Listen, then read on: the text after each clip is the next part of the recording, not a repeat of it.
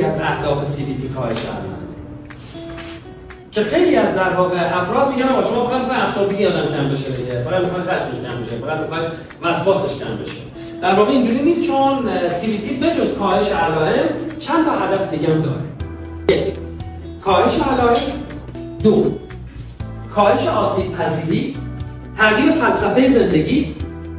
اینو الیس خیلی روش تاکید میکنه و از حضور شما استیون هیز خیلی روش تاکید داره و جفری یانگ.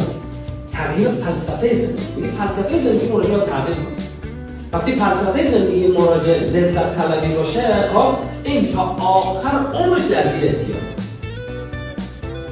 فقط اعتیاد به مواد مخدر نیست، خب و اعتیاد به اهمال کاری عادت داره.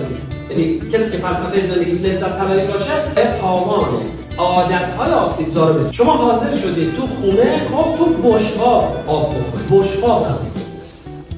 چرا؟ چون لیوان‌ها همه استفاده شده تو سینک، کاسه‌ها همه استفاده شده تو سینک، پیاله‌ها استفاده شده تو سینک.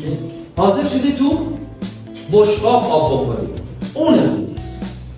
باشه اشکال نداره، شیر باز میکنه با دست میخورن. خب و اومدید در واقع باز کنید، دستتون چسبیده اثر.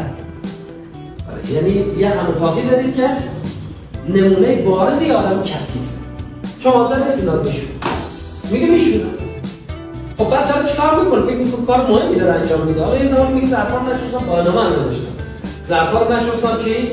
مقاله رو نوشتم. خب تو اینستاگرام کلیپ 20 ثانیه‌ای 30 ثانیه‌ای هر کدوم از توجه در واقع خوشش نیاد رد می‌کنه میره.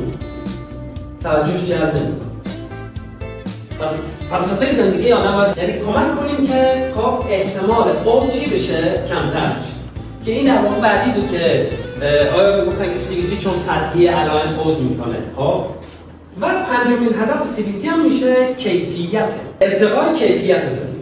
افزایش یا ارتقای کیفیت زندگی.